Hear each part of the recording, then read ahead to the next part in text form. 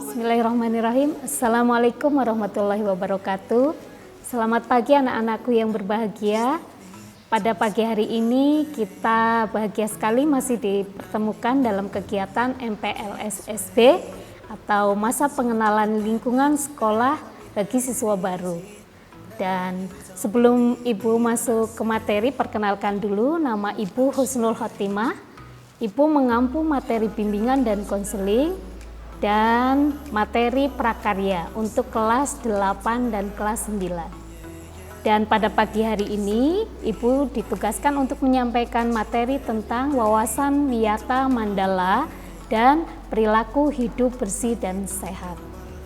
Untuk yang pertama, materi tentang wawasan wiyata mandala. Wawasan adalah suatu pandangan atau sikap yang mendalam terhadap suatu hakikat.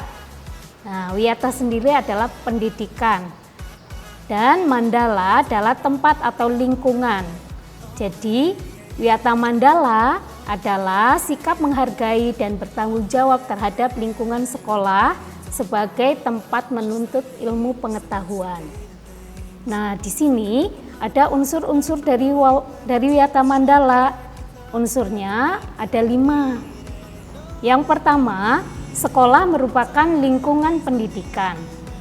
Yang kedua, kepala sekolah mempunyai wewenang dan tanggung jawab penuh atas penyelenggaraan pendidikan dalam lingkungan sekolah. Lalu yang ketiga, antara guru, orang tua, siswa ada saling pengertian dan kerjasama yang erat untuk mengemban tugas pendidikan atau hubungannya harus serasi ya. Nah, yang keempat, warga sekolah di dalam maupun di luar sekolah harus menjunjung tinggi martabat dan citra guru. Lalu yang kelima, sekolah harus bertumpu pada masyarakat sekitarnya dan mendukung antar warga. Untuk selanjutnya, sekolah dan fungsinya. Sekolah merupakan tempat penyelenggaraan PBM, menanamkan dan mengembangkan berbagai nilai, ilmu pengetahuan, teknologi, dan keterampilan. Nah, sekolah merupakan lembaga pendidikan formal, tempat berlangsungnya PBM untuk membina dan mengembangkan. Yang pertama yang dikembangkan adalah ilmu pengetahuan dan teknologi. Yang kedua, pandangan hidup atau kepribadian. Yang ketiga, hubungan antara manusia dengan lingkungan atau manusia dengan Tuhannya. Lalu yang keempat, kemampuan berkarya. Selanjutnya, fungsi sekolah. Fungsi sekolah ini adalah sebagai tempat masyarakat belajar karena memiliki aturan, tata tertib, kehidupan yang mengatur hubungan antara guru, pengelola pendidikan, siswa dalam PBM untuk mencapai tujuan pendidikan yang telah ditetapkan dalam suasana yang dinamis. Selanjutnya, Ibu akan sampaikan tentang ciri-ciri sekolah sebagai masyarakat belajar. Ciri-cirinya di sini ada 3. Yang pertama, ada guru, ada siswa, lalu timbulnya PBM yang tertib. Yang kedua, tercapainya masyarakat yang sadar mau belajar dan bekerja keras. Lalu yang ketiga, terbentuknya manusia Indonesia seutuhnya. Untuk yang kelima, ada prinsip sekolah. Sekolah sebagai wiyata mandala selain harus bertumpu pada masyarakat sekitarnya, juga harus mencegah masuknya faham, sikap dan perbuatan yang secara sadar ataupun tidak dapat menimbulkan pertentangan antara sesama karena perbedaan suku, agama, asal-usul, keturunan, tingkat sosial ekonomi, lalu perbedaan paham politik. Nah, di sekolah tidak boleh hidup menyendiri, melepaskan diri, harus bareng-bareng dengan teman yang lain ya. Nah, untuk sekolah itu, sekolah memiliki prinsip-prinsip sebagai berikut. Yang pertama, sekolah sebagai wadah atau lembaga yang memberikan bekal hidup. Nah, itu yang pertama. Yang kedua, sekolah sebagai institusi tempat peserta didik belajar di bawah bimbingan pendidik. Lalu, yang ketiga, sekolah sebagai lembaga dengan pelayanan yang adil, merata bagi stakeholdernya. Nah, hal tersebut bisa berupa pemerataan kesempatan, mendapatkan transfer of knowledge maupun transfer of experience. Nah, dengan tanpa membedakan baik dari segi kemampuan ekonomi, kemampuan intelijensi, dan juga kemampuan fisik. Yang keempat, sekolah sebagai lembaga pengembangan bakat dan minat siswa. Lalu yang kelima, sekolah sebagai lembaga pembinaan potensi di luar intelijensi. Yang keenam, sekolah harus memberikan perhatian serius untuk mengembangkan kemampuan emosional dan sosial, kemampuan berkomunikasi dan berinteraksi, kemampuan bekerja sama dalam kelompok, dan lain-lain. Lalu yang ketujuh, sekolah sebagai wahana pengembangan sikap dan watak. Nah, ini penting ya, kalian harus jujur, terbuka, penuh toleransi, lalu komunikasi yang baik, lalu ramah tamah, bersahabat, cinta negara, cinta lingkungan, siap bantu membantu, khususnya kepada yang kurang beruntung. Lalu nah, ini adalah pembentukan sikap ya. Ini yang nomor 7. Lalu yang kedelapan, sekolah sebagai wahana pendewasaan diri. Yang kesembilan, sekolah sebagai bagian dari masyarakat belajar atau namanya learning society. Nah, sekolah bukan hanya sebagai tempat pembelajaran bagi peserta didik, namun juga seharusnya sekolah mampu menjadi pusat pembelajaran bagi masyarakat di lingkungan sekitar. Itu adalah yang nomor 9. Untuk selanjutnya, yang keenam, penggunaan sekolah. Sekolah sebagai suatu lembaga pendidikan yang diperuntukkan sebagai tempat proses kegiatan belajar mengajar tidak diperbolehkan dijadikan tempat untuk yang pertama, ajang promosi atau penjualan produk-produk perniagaan yang tidak ada hubungannya dengan pendidikan. Itu yang pertama. Lalu yang kedua, sekolah merupakan lingkungan bebas rokok bagi semua pihak. Jadi nggak boleh ada orang yang merokok di lingkungan sekolah. Lalu yang ketiga, penyebaran aliran sesat atau penyebar luasan aliran agama tertentu yang bertentangan dengan undang-undang. Yang keempat, propaganda politik atau kampanye. Ya, jadi tidak boleh untuk kampanye di sekolah. Yang kelima, untuk syuting film dan atau sinetron tanpa seizin pemerintah daerah. Lalu yang keenam, kegiatan-kegiatan yang dapat menimbulkan kerusakan, perpecahan, dan perselisihan, sehingga menjadikan suasana sekolah yang tidak kondusif. Itu adalah keenam larangan kegiatan di sekolah. Lalu yang selanjutnya, ini yang nomor 8 ya, penataan Wiyata Mandala dalam upaya ketahanan sekolah. Yang pertama, ketahanan sekolah lebih menitik beratkan pada upaya-upaya yang bersifat preventif. Yang kedua, untuk menjadikan sekolah sesuai dengan tujuan dan fungsinya. Nah, sekolah untuk mencapai tujuan dan fungsinya ada langkah-langkahnya. Yang pertama, meningkatkan koordinasi dan konsolidasi sesama warga sekolah. Jadi ada kerjasama, mau ada lomba, ada apa, kerjasama antara guru dengan siswa, misalnya dengan kepala sekolah atau dengan karyawan yang lainnya. Lalu yang kedua, melaksanakan tata tertib sekolah secara konsisten dan berkelanjutan.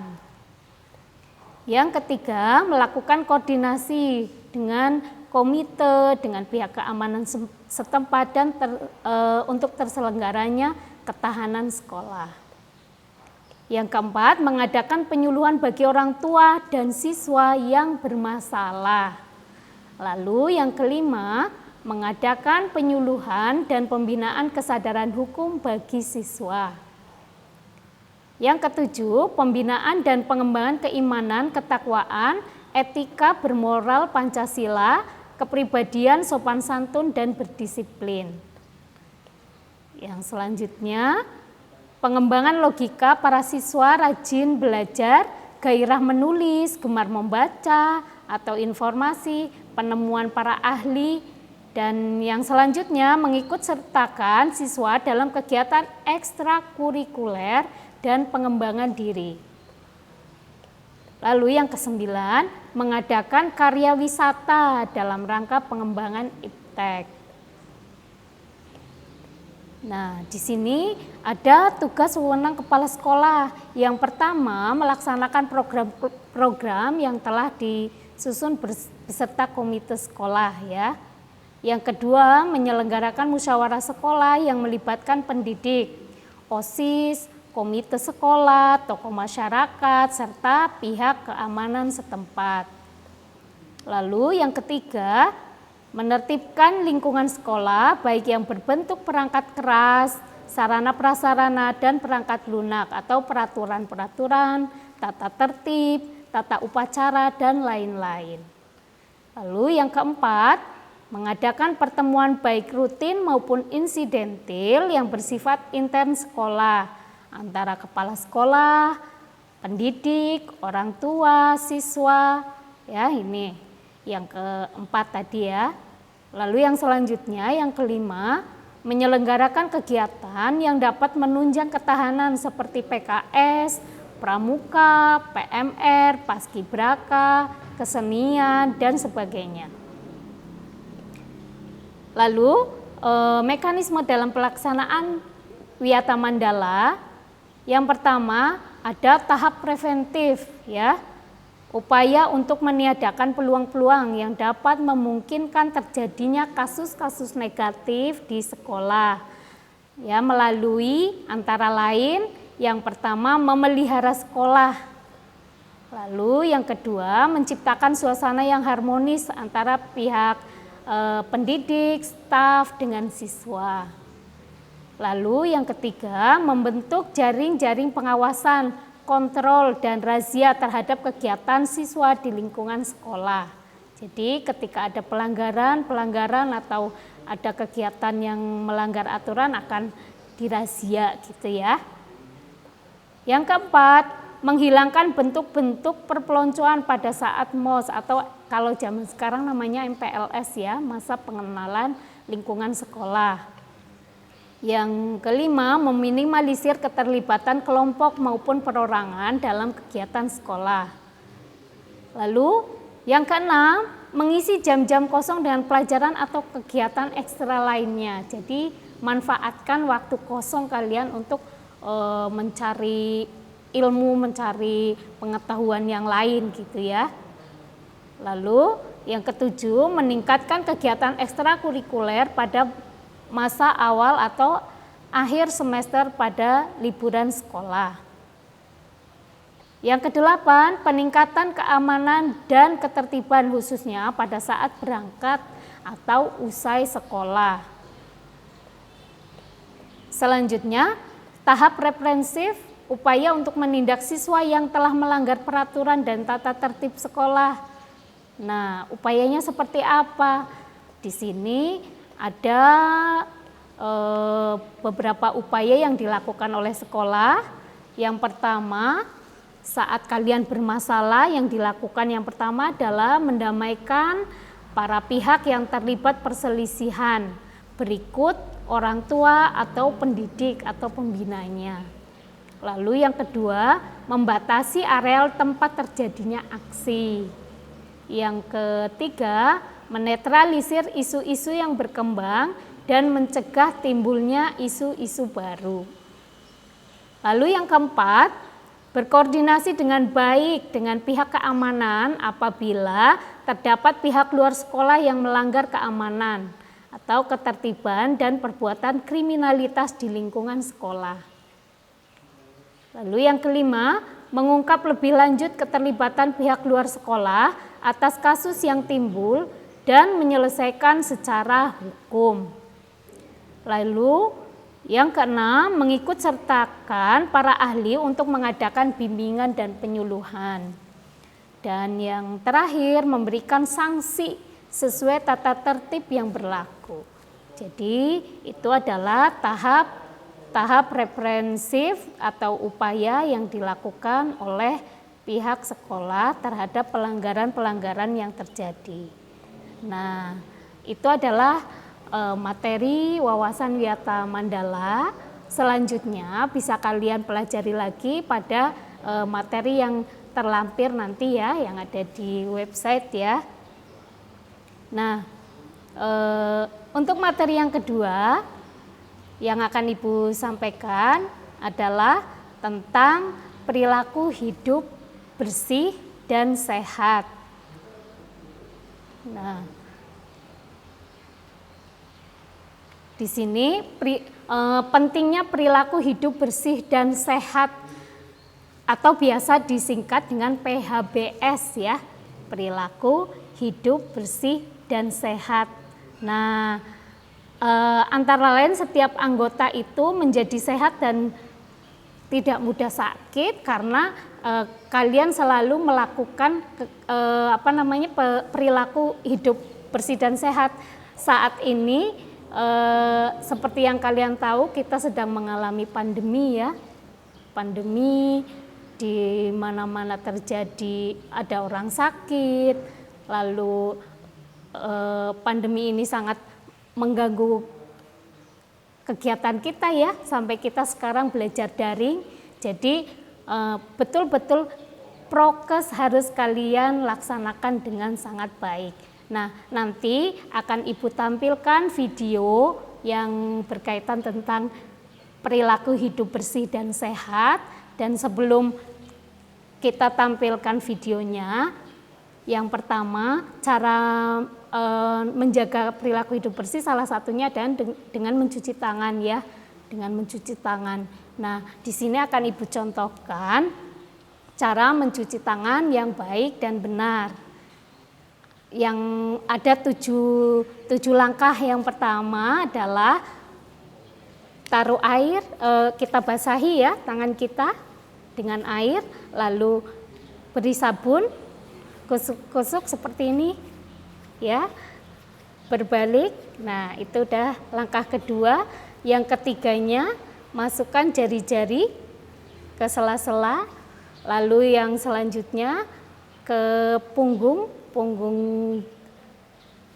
telapak tangan ya, lalu yang selanjutnya jempolnya ini dikusuk-kusuk ya.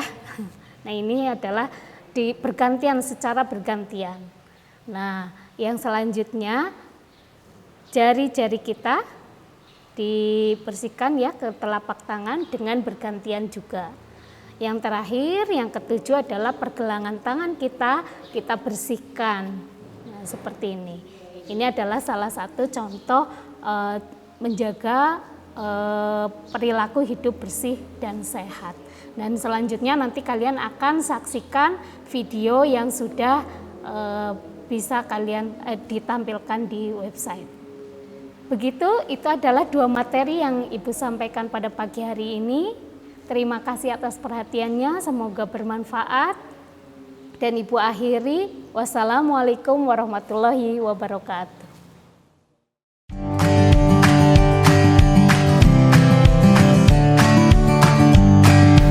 Halo teman-teman, yuk kita belajar tentang perilaku hidup bersih dan sehat. Yang pertama, cuci tangan pakai sabun dan air bersih mengalir. Teman-teman, tahukah kamu kapan saja kita harus cuci tangan? Kita harus cuci tangan saat yang pertama, sebelum dan sesudah makan. Kalian perlu tahu, kuman atau bakteri mudah menempel pada tangan yang kotor, sehingga makanan yang kamu pegang bisa terkena kuman dan dapat menyebabkan perutmu sakit.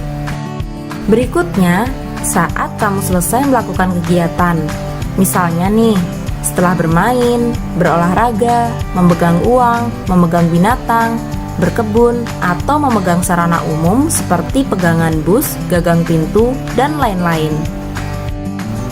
Nah, selanjutnya sesudah buang air besar dan buang air kecil, selalu ya, cuci tangan menggunakan sabun dan air bersih yang mengalir untuk menghilangkan kuman di kedua telapak tangan kamu, terutama di bawah kuku-kuku jari. Nah, sekarang sudah pada tahu belum? Gimana sih cara cuci tangan pakai sabun yang baik itu? Cara cuci tangan pakai sabun yang baik itu seperti ini teman-teman. Yang pertama, basahi tangan dengan air mengalir dan gunakan sabun. Yang kedua, gosoklah kedua telapak tangan kalian. Telapak dengan telapak saling menggosok ya. Yang ketiga, telapak tangan kanan di atas punggung tangan kiri. Lakukan hal sebaliknya ya. Telapak tangan kiri di atas punggung tangan kanan. Gosok sampai bersih. Yang keempat, telapak dengan telapak dan jari saling terkait. Yang kelima, letakkan punggung jari pada telapak satunya dengan jari saling mengunci. Lakukan bergantian ya dengan tangan satunya. Yang keenam, jempol kanan digosok memutar oleh telapak tangan kiri dan lakukan sebaliknya. Yang ketujuh, jari kiri menguncup digosok memutar ke kanan dan ke kiri pada telapak tangan kanan dan lakukan sebaliknya. Yang terakhir, pegang pergelangan tangan kiri dengan tangan kanan lalu lakukan gerakan memutar dan lakukan gerakan yang sama untuk tangan sebaliknya. Nah, seperti itu teman-teman, cara mencuci tangan memakai sabun dengan baik. Ingat, jangan tergesa-gesa saat kamu mencuci tanganmu. Minimal kalian lakukan langkah-langkah tersebut selama 40-60 detik ya teman-teman. Jangan lupa dipraktekkan ya. Selanjutnya, untuk menjaga kebersihan diri kamu, jangan lupa untuk menjaga kuku agar tetap pendek. Menjaga kuku tetap bersih dan pendek sangat penting untuk mencegah penyakit masuk ke tubuh kita. Apabila kuku kotor atau panjang, maka kuku bisa menjadi tempat penularan penyakit seperti cacingan karena telur cacing bisa bersarang di bawah kuku. Nah, udah pada tahu belum cara menggunting kuku agar tidak sakit?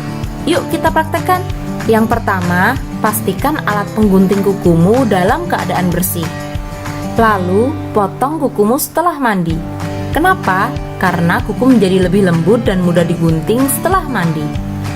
Berikutnya, gunakan gunting kuku ya untuk memotong kuku. Jika usiamu di bawah 10 tahun, bisa minta tolong ayah atau bunda. Gunting kuku tangan hampir lurus dengan sedikit melengkung di kedua sudutnya untuk menjaga agar kuku tetap kuat. Gunting kuku kaki secara lurus untuk mengurangi kemungkinan mendapatkan kuku yang tumbuh ke dalam. Rapikan tepi kuku yang kasar dengan kikir kuku yang ada pada pemotong kuku. Gerakan kikir ke arah yang sama karena pengikiran arah bolak-balik dapat melemahkan kuku. Berikutnya, jangan menggunting atau mendorong kutikula atau lapisan yang melapisi kukumu karena kutikula bisa melindungi akar kukumu. Yang terakhir, cuci gunting kukumu, keringkan, dan simpan di tempat yang bersih. Nah, gitu teman-teman, cara untuk menjaga kebersihan tangan dan kaki kita. Eits, tidak hanya sampai di situ saja ya teman-teman. Cara menjaga perilaku hidup bersih dan sehat untuk diri kita. Masih ada nasihat selanjutnya tentang buang air besar dan buang air kecil, buang sampah pada tempatnya, dan cara menjaga agar gigi kita tetap sehat. Nantikan kami di video selanjutnya ya teman-teman. Ingat selalu akan kebersihan diri kita. Sampai jumpa lagi teman-teman. Dah.